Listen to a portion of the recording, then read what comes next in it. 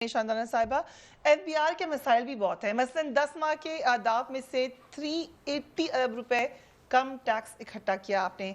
आगे भी बहुत सारे मामला हैं। पाकिस्तान में रजिस्टर्ड टैक्स अदा करने वालों की तादाद सिर्फ 18 लाख है, जिनमें से 6 लाख कोई टैक्स नहीं देते।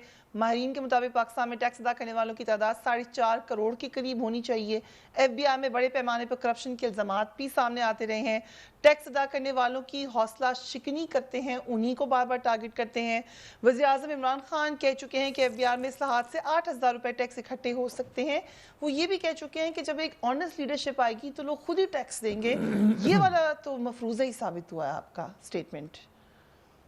बस इतनी बातें हैं। मैं सोची मैं शुरुआत का करूं। टैक्स से कर लेते हैं। चलें एफबीआर से शुरू करते हैं। देखिए, शुक्र है ये एक्नॉलेजमेंट तो एक दुनिया में है। ये लॉजिक और कॉमन सेंस की बात है, बट आई वाज सरप्राइज्ड कि अपोजिशन ने इस पे अटैक नहीं किया। एफबीआर पीटीआई का हिस्सा नहीं है, ना हमारा इदारा है, ना हमने इसको बनाया, ना हमने इसको चलाया। बिल्कुल since we come into power हमारे नीचे है। और बिल्कुल आपने सही फरमाया कि है शॉर्टफॉल रेवेन्यू का। लेकिन फरिया, जो जिस तरह आपने सारी शिकायत बताई, यही शिकायत पिछले 20 साल से लोग रो रहे हैं पाकिस्तान में।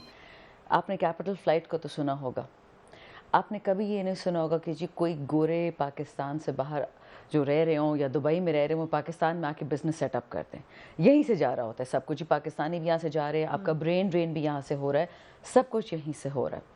डॉक्टर सलमान शाह साहब ने शुरू में ये बात कर दी, और क्योंकि बहुत सारी खिचड़ी पक गई, मैं थोड़ी 3-4 क्लियर बातें कर दूँ। सबसे पहली बात, जो टीम का जो हेड होता है, जो लीडर होता है, उसका आखिरी the buck stops at his door. ये हमेशा होता है, right?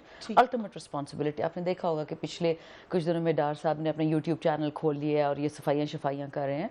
It is a very clear sign from Mian Nawaz Sharif sahab कि if you have messed up, now you explain it. आपको हमने लगा इसलिए था कि आप इस इकोनॉमी को ठीक करें। एग्जाम्पल दे रही हूँ ना, नहीं एग्जाम्पल कर, बेचारे फिर आप यूट्यूब चैनल के नहीं वो 10 खोले चैनल, मुझे इस पर कोई इतराज़ नहीं। मैं आपको एग्जाम्पल दे रही हूँ कि the buck stopped with the prime minister Mian Mohammad Nawaz Sharif. अभी उनको रियलाइजेशन हो रही है कि जब हमने IMF प्रोग्राम की तरफ गए और जो रिफॉर्म्स करनी थी, ये सिर्फ पैसे लेने के इंसान कर्जा नहीं लेता। IMF का कर्जा सिर्फ और सिर्फ एक चीज़ के लिए होता है कि आप, उनकी शर्त ये होती है कि आप स्ट्रक्चरल रिफॉर्म करें, कि जो आपका मुल्क फेल हो रहा है, जो आप दिवालिया हो रहे हैं, क्यों ये IMF के पास गए? अगर पाकिस्तान का इतना अच्छा हाल था, मजबूरी थी, पाकिस्तान की बका के लिए गए, ये इस पर कोई शक नहीं कि PMLN गवर्नमेंट क्यों गई। इशू ये है कि जब आप गए और उन्होंने आपको रिफॉर्म्स पकड़ाई, तो रिफॉर्म्स का क्या हुआ? जो 2017 की आप 2017 की रिपोर्ट पढ़ के देख ले, पता नहीं किस रिपोर्ट की बात करें। 2017 की IMF की अपनी रिपोर्ट खोल के देख ले, 10 दफ़ा वो ऑनलाइन अवेलेबल है वो रिपोर्ट, कि जो स्ट्रक्चरल रिफॉर्म्स हमने इनसे कहीं, कोई एक नहीं हुई। हाँ, कंजम्पशन लेड ग्रोथ थी, और कंजम्पशन लेड ग्रोथ हमेशा बबल होता है, वो तो फट जाता है।